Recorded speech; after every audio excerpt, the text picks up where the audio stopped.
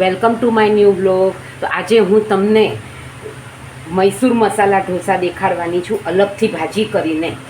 એની માટે મેં આ બટર, અમૂલ બટર પણ ઘરે બનાવવાની છે. એની માટે મેં ગોવર્ધન ઘી લીધું છે, 1/2 કપ. એમાં હવે મેં એને ગરમ કરી લીધું છે, મીઠું નાખ્યું છે અને હવે હું બરફ નાખીશ.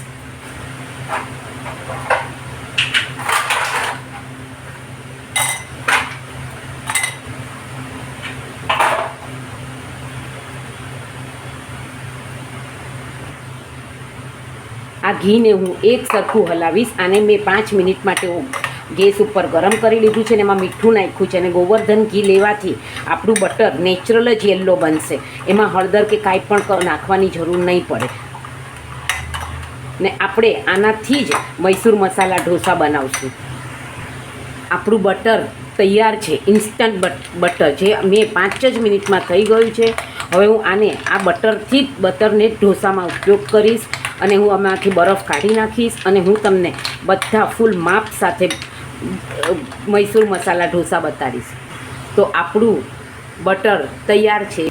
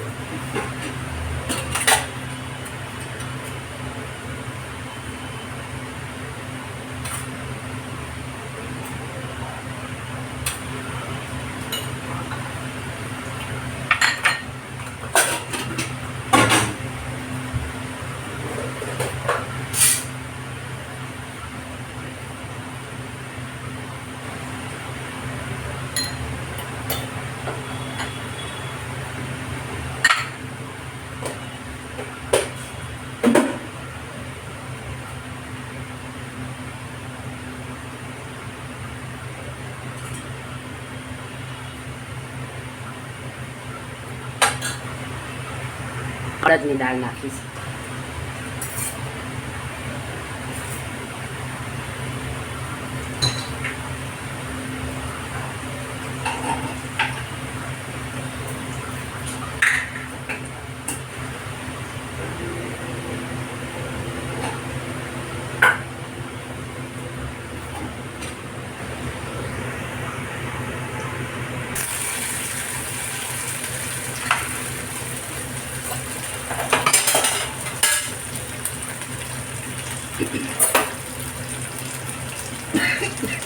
અડદની દાળ બ્રાઉન થયા પછી એમાં મેં રાઈ નાખી છે, આદુ મરચાંની પેસ્ટ નાખી છે અને આ મેં કોથમરી ધોઈને નાખી છે.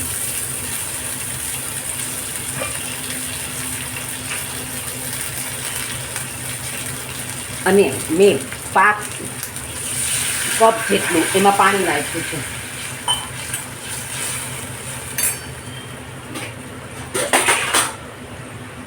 ચપટી હળદર નાખી છે મેં.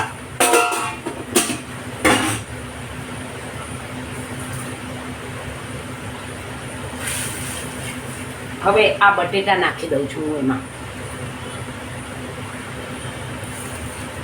મેં 3 બટેટા લીધા છે જેને મેં ચૂંદો કરીને રાખ્યો છે.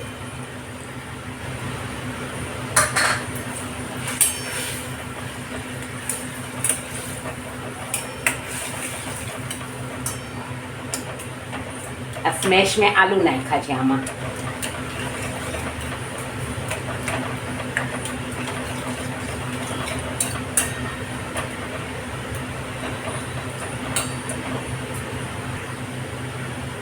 હવે હું આમાં મીઠું નાખી દઉં છું સ્વાદ પ્રમાણે.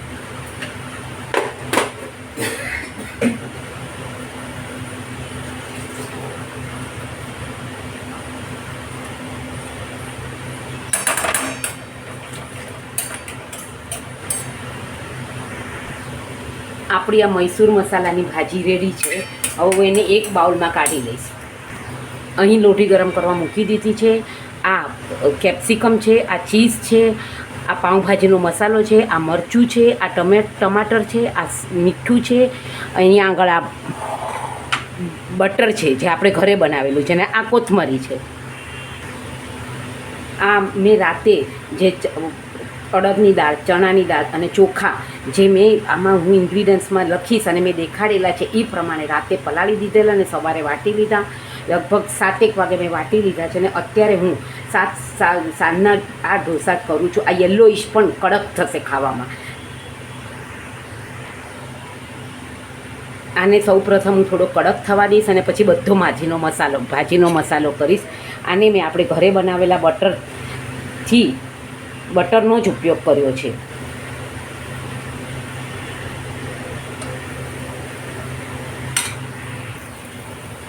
આ આપણો સાદો ઢોસો તૈયાર છે. હવે હું આમાં જ મૈસૂર મસાલા કરીશ. જોઈ શકો છો તમે એકદમ પતલો કાગળ જેવો અને યલોઇશ. હવે હું આને થોડો કડક થવા દઈશ અને પછી એનો મૈસૂર મસાલા બનાવીશ. તૈયાર છે આપણો સાદો ઢોસો. હવે હું આમાં મૈસૂર મસાલા બનાવીશ. એમાં હું સૌપ્રથમ ટમેટા નાખ્યા છે મેં.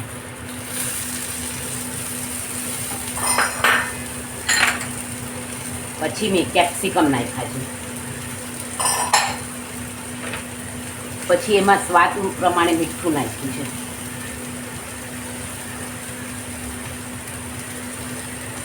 એમાં મેં આ બટેટાની ભાજી નાખી છે 1 ચમચી જેટલી. આ લાલ મરચું નાખ્યું છે.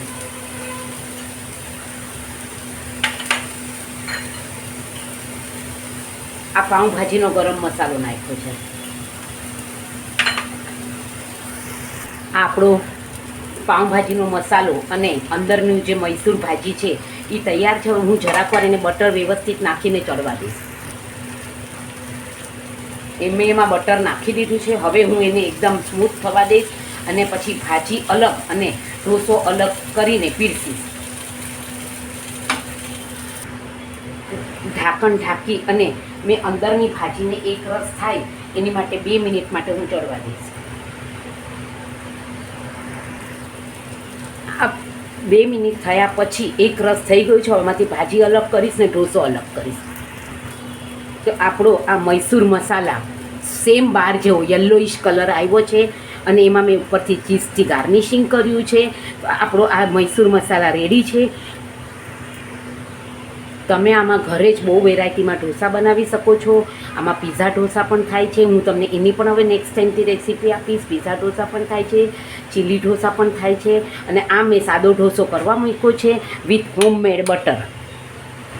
તમે જોઈ શકો છો એકદમ યલોઇશ થાય છે અને એકદમ પતલા ઢોસા ઉખડે છે.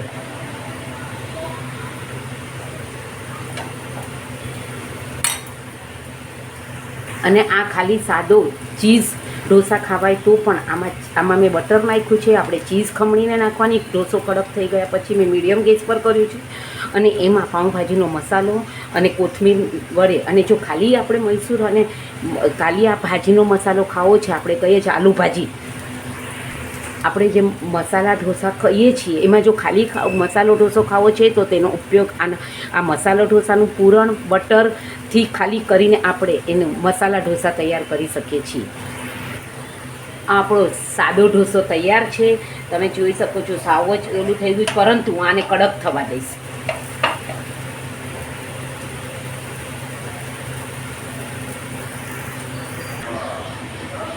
એકદમ કડક તૈયાર છે સાદો ઢોસો. આ હું ચીઝ ઢોસો બનાવું છું. એની માટે મેં 2 ચમચા પૂરણ લીધું છે અને મેં ધીમે ધીમે હું સ્પ્રેડ કરી રહી છું.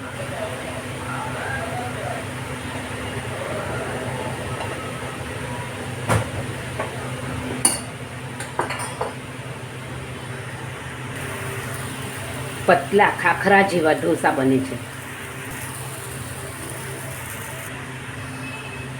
આપણો ચીઝ લોડેડ ઢોસા તૈયાર છે. આપણે એને રોલ વાળીને તૈયાર કર્યો છે. આપણે એ પૂરણથી આપણે રોલ પણ ઇઝીલી વાળી શકીએ છીએ ઢોસાનો. આ મસાલા ઢોસા માટે મેં ઢોસો હું તૈયાર કરું છું. મેં આજે તમને 3 ટાઈપના ઢોસા બતાવું છું. એક મૈસૂર મસાલા, એક મસાલા ઢોસા અને એક ચીઝ ઢોસા. આપણો આ મસાલા ઢોસા તૈયાર છે.